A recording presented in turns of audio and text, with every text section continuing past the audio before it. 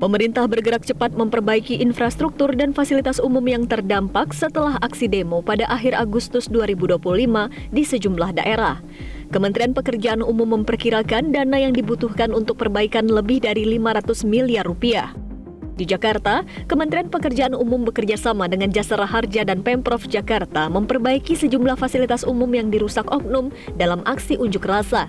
Menteri Pekerjaan Umum, Dodi Hanggodo, bersama pihak terkait lainnya telah meninjau langsung perbaikan fasilitas umum di Jakarta seperti halte dan gerbang tol. Di Pekalongan, Jawa Tengah, Menteri PU, Dodi Hanggodo, juga meninjau langsung lokasi gedung DPRD dan kantor Setda Kota Pekalongan yang terbakar dalam aksi unjuk rasa.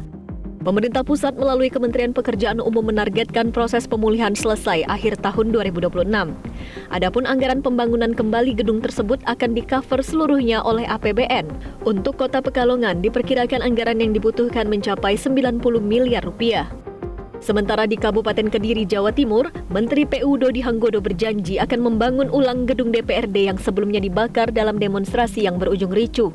Diperkirakan kerugian akibat kerusakan mencapai 100 miliar rupiah, baik kerusakan gedung DPRD Kabupaten Kediri maupun gedung Pemkab Kediri yang letaknya bersebelahan.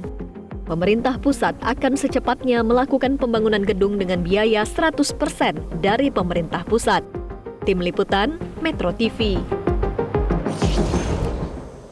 Pemirsa, dampak unjuk rasa akhir Agustus lalu, Presiden Prabowo Subianto menugaskan Kementerian Pekerjaan Umum untuk membangun kembali fasilitas publik yang terdampak. Lalu bagaimana strategi Kementerian PU dan berapa dana perbaikan fasilitas publik? Kami ajak Anda menyimak data dan faktanya dalam infografis pemulihan infrastruktur pasca demo. Kita simak, pemirsa, awalnya diperkirakan memerlukan biaya sekitar 1 triliun rupiah. Namun setelah verifikasi lapangan pada 9 September 2025, angka itu turun menjadi 568,6 miliar rupiah yang berlokasi di 6 provinsi dan 15 kota kabupaten. Penurunan ini terjadi karena beberapa faktor, pemirsa, yaitu sebagian daerah melakukan perbaikan dengan anggaran APBD. Kemudian sebagian aset terlindungi asuransi dan sejumlah kerusakan yang terjadi tidak sebesar perkiraan semula. Kami tampilkan rincian estimasi biaya per provinsi, pemirsa. Kita mulai dari Jakarta. Untuk DKI Jakarta, 2 unit infrastruktur dengan estimasi biaya 19,5 miliar rupiah. Bergeser ke Jawa Barat, 4 unit infrastruktur dengan estimasi biaya 22,5 miliar rupiah. Berikutnya Jawa Tengah, 10 unit, 131,4 miliar rupiah. Terbesar di Pekalongan, 97,6 miliar rupiah. Kemudian untuk Jawa Timur, pemirsa, 13 unit, 184,3 miliar rupiah. Terbesar di Kabupaten Kediri, 120,4 miliar rupiah. Sedangkan untuk gedung Geraha di Surabaya ditanggung oleh asuransi. Lalu berikutnya untuk Sulawesi Selatan, pemirsa, ini adalah datanya 11 unit, 161,5 miliar rupiah.